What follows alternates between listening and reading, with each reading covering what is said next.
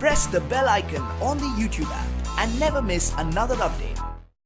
Now to our Focus report, which takes us to India this Friday. The nation has one of the largest rail networks in the world, ferrying over 23 million people a day on 19,000 trains that run on tracks that extend across 70,000 miles.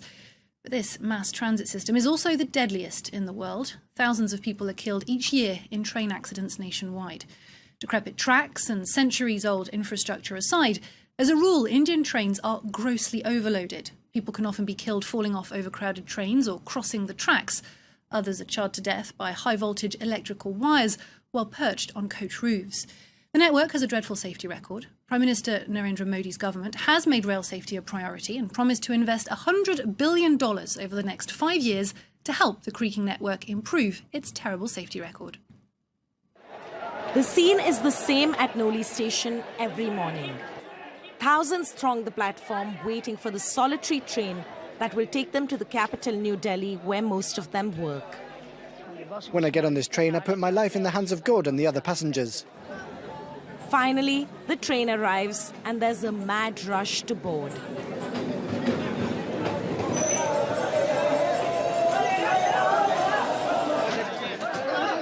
Let's go, get on. One person dies in a train-related injury here every 12 days. Some fall off moving trains, others are electrocuted as they hang on for their lives. It is considered one of India's deadliest rail lines. Some young boys helped me to climb on board. The government should consider building larger wagons. Sometimes even women have to hang on outside to make the trip.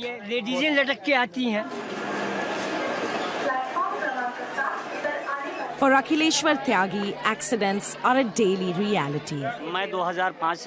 I've been travelling on this train since 2005. I've seen hundreds of people die on this line and many left disabled. India's rail network, spanning 70,000 miles, is one of the largest in the world. It is also one of the most dangerous. In 2014, 24,000 people died in train accidents. On an average, 15,000 lives are lost every year. The government itself has called it India's annual massacre. Why can the governments of the day not treat safety of passengers as a dominant issue? At the front line of the battle against derailments are a group of 200,000 workers called gangmen. Every morning, gangmen across India set out to survey the tracks, carrying little more than old-fashioned manual tools.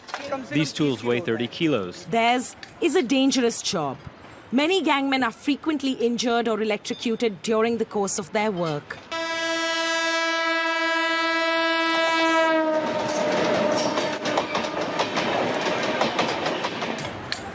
Abhay Khanna has served as their chief supervisor for nearly 2 decades now. The main job of the gangmen is to keep the tracks in good working order because so many trains travel on them every day, so the tracks are worn down. It's a daily job. If they don't do it, then the number of train wrecks and accidents will multiply. Despite a serious lack of modern technology, the gangmen have often helped to prevent accidents due to their foresight and clear understanding of India's dilapidated network. This train line's in a bad way. We know that millions of passengers depend on us. If we do our work properly, they reach their destination safely. A large portion of the country's tracks are over a century old, and their maintenance, upkeep and replacement is a full-time job. A job that's taken on a great urgency in recent years as India angles to introduce high-speed and bullet trains. At this factory in the North Indian state of Punjab, efforts are underway to build faster, safer trains. This is one of the safety features, an advanced smoke detector. If fire or smoke is detected anywhere in the coaches, this alarm will go off and automatic brakes will kick in. In this way, the passengers are alerted straight away to the situation. But even as the trains get faster and safer, the tracks they run on continue to remain old and dilapidated. As the manager of the factory points out, Newer trains are only part of the solution. Take, for example, our train tracks in Kashmir. We can't run high-speed trains there. There are too many curves and the tracks have been worn down. We'll have to upgrade them. We have to renovate our railways, but with the network spreading over 65,000 kilometers, we can't possibly change all the tracks in one single day. Successive Indian governments have tried and failed to modernize this massive network. But Prime Minister Modi's push to invest $100 billion towards upgradation indicates a more hopeful future. Well, for more on this, I'm joined by my guest, economist Catherine Brosse, who specialises in development issues in India. Hello, thank you for being with us in the studio. Hello. Why has this issue first been put off for so long? I mean, as you said, the investment that has to be undertaken is massive. Plus, it's under a lot of pressure due to the growth in urban population and growth in population in general. So the effort that has been dedicated in this year's union budget is very large. It's 18 billion euros for this year. It's part of a 3-year plan, which is about 130 billion euros. So it's a massive investment. And it's really needed because security is a big issue, and it's the first time that the government is dedicated a special security fund dedicated to railways. So this investment is really geared towards ensuring security. But the second challenge that the railways is facing is the growth in traffic, and that initiative is stumbling against many problems related to land acquisition, for instance, to ecologist opposition. So it's very difficult to increase traffic, which is really one of the issues that should be emphasized as well. And how long might it take to tackle this issue at this stage? I mean, as you said, there's constant pressure on the networks. You can't add trains that easily. So how long can it take to actually find solutions to this problem? Well, probably one of the solutions might be to increase the networks. I mean, there are some points where the traffic is really slow, such as when you go from suburban areas to the center of the cities, and we're talking about Indian cities, so very big cities. Whereas, the network is very dense because every little town has its own train station. But then perhaps it might be a good idea to shift traffic towards the urban areas, which needs it dramatically. I mean, if you watch the picture of the trains going from suburban Mumbai to central Mumbai, it's crowded is clearly an understatement. And is there a plan of a program of urban planification to go along with that? India has not been developing too much urban planification. I mean, it's facing a lot of issues to construct a proper urban planification. I mean, in urban cities, basic services are not up to the task, such as electricity, sewage, water, etc., and transportation is part of that.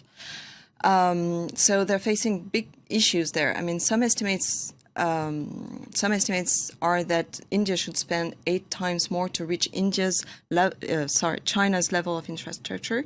So there's a lot to be done there. And there is another estimate by McKinsey that assumes to reach international standard in urban infrastructure, India probably needs to spend $1.2 trillion until 2030. So it's a massive investment, because it has to cope with urban growth, which is major. And it should be reminded that within 10 years, there will be twice the US population living in Indian cities. And a quarter of this urban population lives in slums. So it's very difficult to construct a proper urban planning there. That's right, because we're talking also about a poor population using these trains. Might bringing in new trains also hike up prices for people who are using these trains? For the time being, the prices, I mean, you've got a full range of prices because you've got 6 classes. You've got various sorts of trains. You have express trains, you have slow trains, etc. So it's very affordable for the poor as it is because it's highly subsidized by the freight. So increasing the prices is difficult in the sense that traveling by train is very important, including for the poor. So it's an arbitrage that needs to be made here because, indeed, prices are very low. But at the same time, it's a very important means of transportation for the poor. So it might there might be an arbitrage there. And do other means of transport need to be considered? For example, are the roads safe? Could there be more buses? This sort of thing. Well, the money that has been earmarked in the union budget is half dedicated to railways, but half of it is dedicated to other infrastructure, including roads. So roads are sometimes in poor condition, but if you're asking me, is it dangerous to travel on Indian roads, I will tell you it's mostly related to the way people drive. And the infrastructure is part of that, but not only. Thank you very much for having spoken to us, Catherine Bos. Thank you. Thank you.